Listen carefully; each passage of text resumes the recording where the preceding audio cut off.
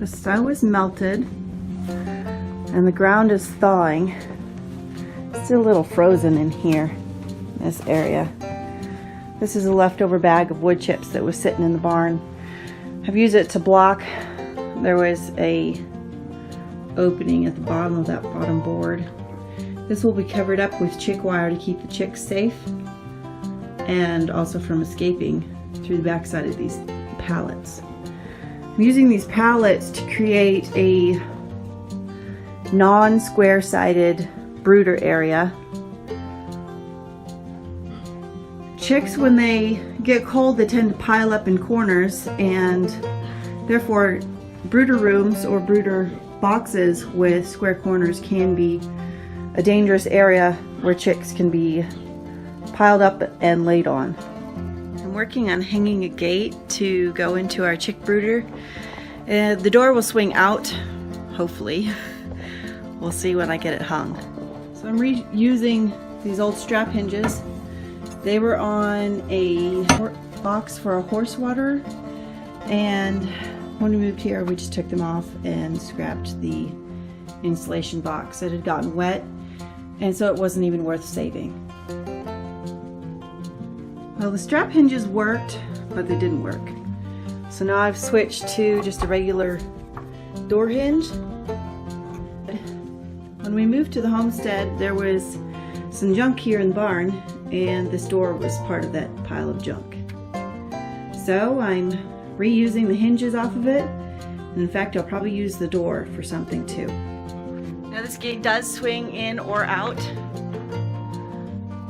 Try to show that. This can swing in or out depending on what I need it to do.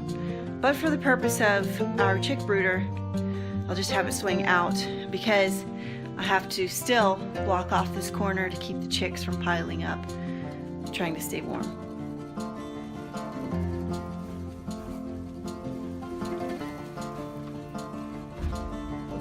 Well, this is the chick brooder area as it is now. All I need is shavings, chick wire to enclose it, and brooder lights, and then of course the chicks. It's our plan to get our chicks the first week of April, and we will just be getting pullets this time around to get us going.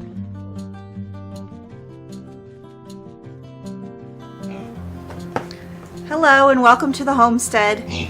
It's nasty weather outside, and so I decided to do a little bit of work on our chick brooder and get a little bit more work done. I still have to work on my ceiling lights and get a power source to the barn, and then I have some plastic feed bags that I'm going to actually use to create my windbreak around the bottom of the brooder. That will help the chicks not get chilled, and of course that I will just be stapling them on, so they'll be easy to remove when I'm ready to expand the brooder, take the corner pieces out, and give the baby chicks more room. So let's get going on this project.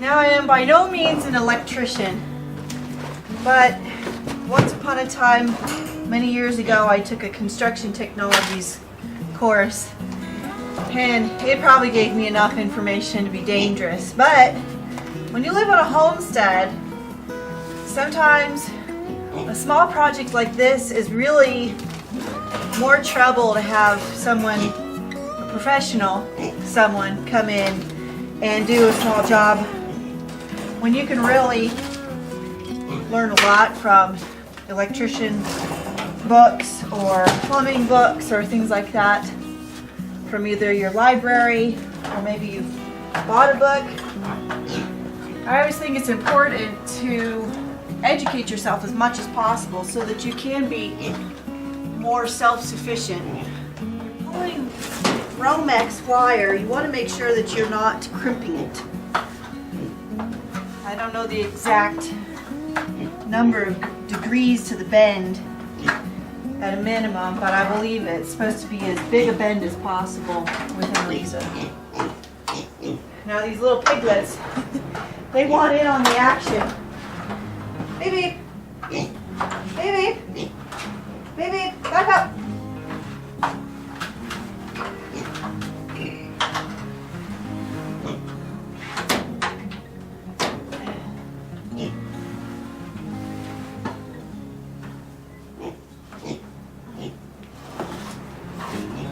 I just have this looped over a rafter so that it stays up in the air until I get it stapled up there.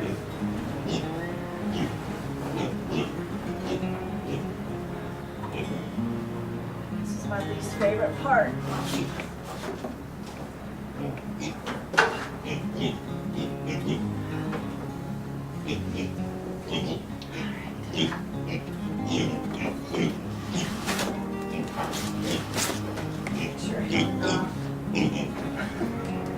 But the piglets are trying to get to it.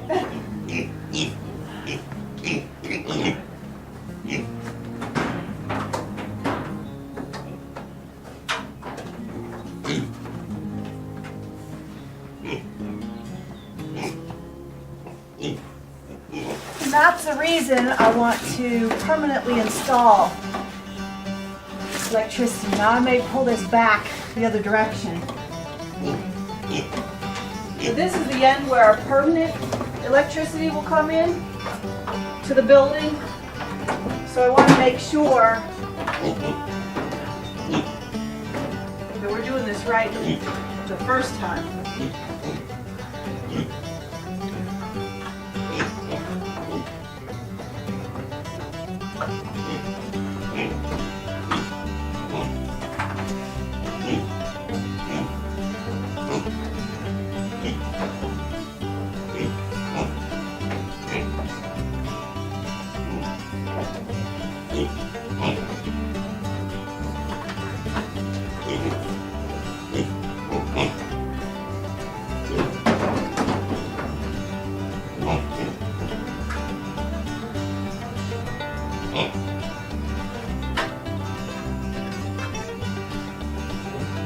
Well, that should be enough wire.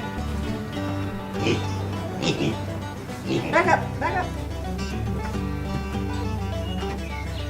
I apologize for not showing you my electrical work, but like I said, I'm not a professional electrician. It's very important that you don't try to do projects that are beyond your capabilities. If you have any questions, please seek professional advice or opinions before you jump into something dangerous like electricity projects. But we now have light, and I have one more light bulb to install, and then the next project will be to enclose the bottom part of the brooder to keep the drafts away from the chicks and hang the brooders, and I'll be ready to order our chicks. Well, after a little bit of discussion with Nathan, we decided to take the little corner panels that I had put in to kind of make the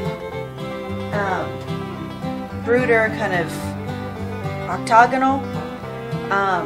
We decided, since we're doing the chicks in May now rather than April like we had originally planned, that the chicks probably won't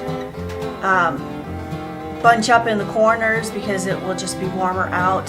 So I've taken the corner panels down and I've raked it out, and we're ready to hang the brooder lights from the ceiling, and then I need to go and pick up some wood shavings from the store, and then we're ready to order our chicks.